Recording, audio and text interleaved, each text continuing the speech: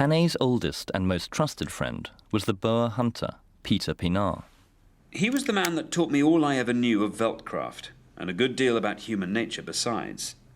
He was prospector, transport rider, and hunter in turns, but principally hunter.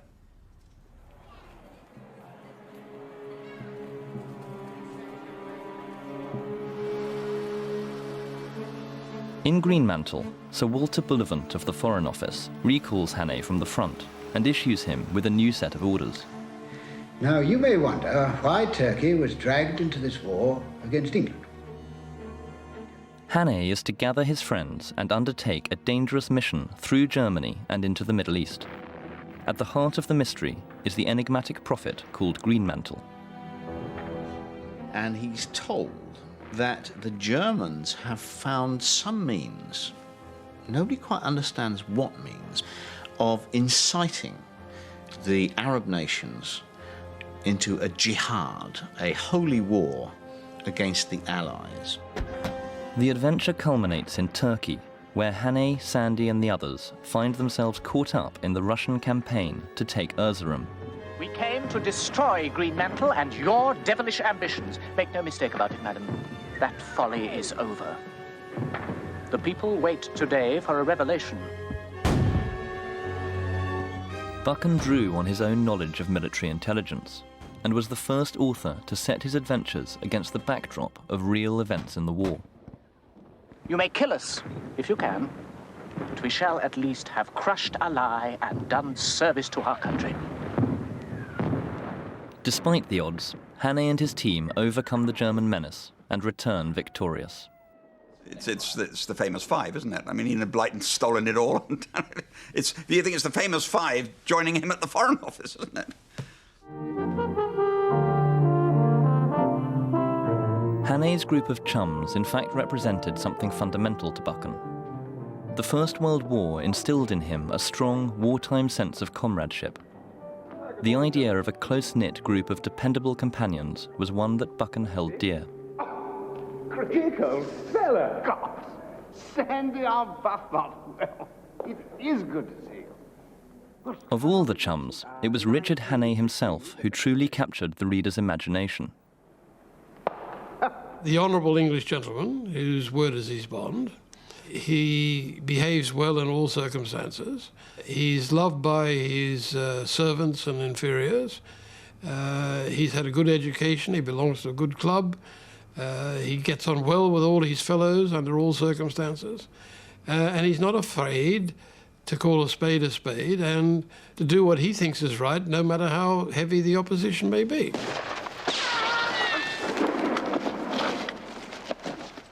He has a very clear sense of right and wrong, Hannay. I don't think he has a great sense of humour, which is fine. I would like my spies generally not to waste too much time on gags and to get on with saving the country, which is by and large what Hannay gets on with without too much arsing around.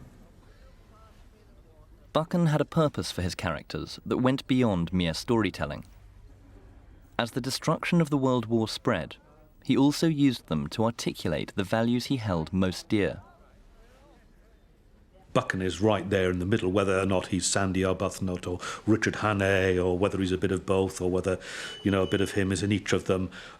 These are undoubtedly vehicles for his disquiet about the state of Britain as a power in the world, but also about the state of Britain itself.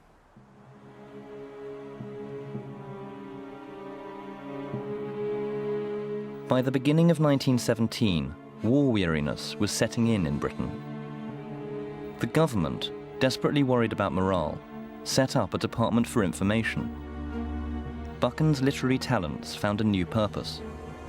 He was appointed its director and recalled from France. He was given the job of starting the first Ministry of Information, and so it was intelligence work to some extent.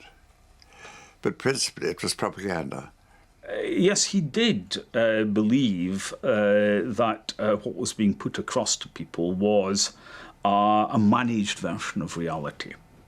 I think he was quite conscious of this. And at the end of the war, he was, I think, in two minds about what the success of this had been. It had obviously been successful in certain respects, but it had also damaged the faith that people put in true reporting, in historical rationality.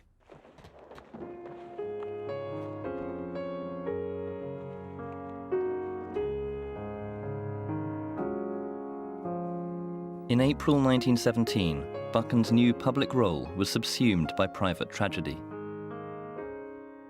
On the morning of April the 9th, his younger brother, Alastair, a second lieutenant in the Royal Scots Fusiliers, led his company into action at the Battle of Arras. Almost immediately, he was hit by shrapnel.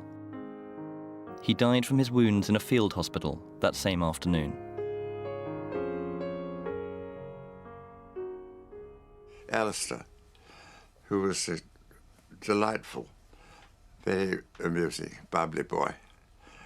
And he was killed almost the minute he got there. Churchill wrote him a very nice letter about him. He was colonel at that time of the regiment. Buchan learned of Alastair's death from his wife, Susan, who rushed to see him at the Foreign Office, bearing the fateful telegram. When I got into his room, he sprang up, smiling to greet me. All my carefully prepared words deserted me, and I held out the telegram to him, simply saying, Alastair. The couple returned home to receive a second shock. Another telegram awaited them, with news that Buchan's friend and business partner, Tommy Nelson, had been killed in the same battle. All the people he cared for practically were killed, with a few exceptions. Not that this was at all strange, it happened to everybody. It was a dreadful war. Within a period of 6 months, 4 or 5 of his very best and dearest friends were killed on the Western Front. And I think this marked him very powerfully and in a way lent force to his writing. Though the war tested Buchan's imperial mettle to the limit, neither he nor Hannay faltered in their commitment to the war effort. Buchan's resolve, and his anxieties, would find expression in his next Richard Hannay novel, Mr. Standfast. I have something to say to you, Richard Hannay. Are you willing to trust me?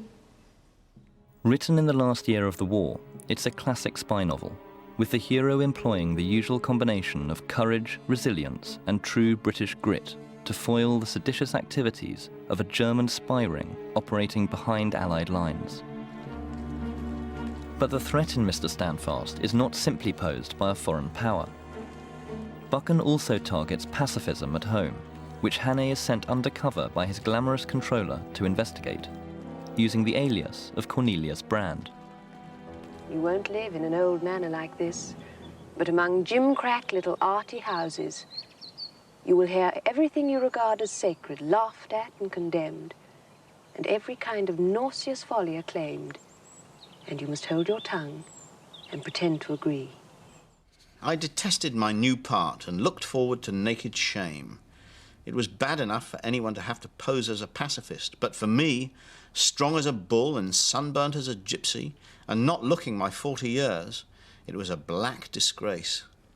And Cornelius Brand, a.k.a. Richard Hannay, has to sort of dig his fingernails into his palms every time somebody voices anything against the Western Front. And he remembers choking back tears of all the gallant soldiers he's witnessed giving their lives.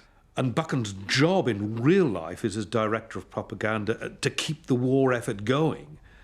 And I think in Mr. Standfast, he really pours out all his worries that it might not, and tries very hard to explain to his readers that while they may also have reservations, nonetheless, the war is worth it. It has to be fought out to the bitter end.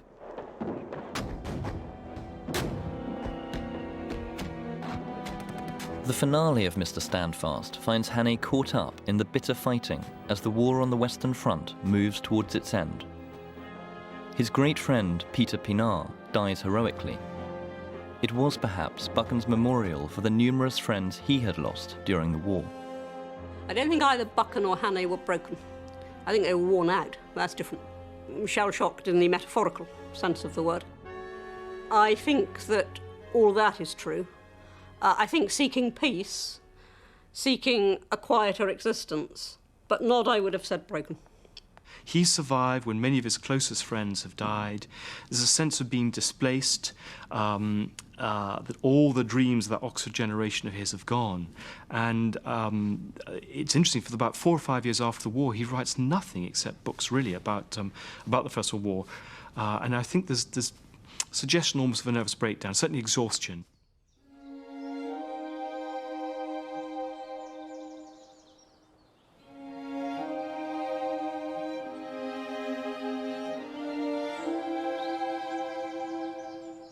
In November 1919, Buchan found the retreat he needed, Ellsfield Manor, 4 miles north of Oxford.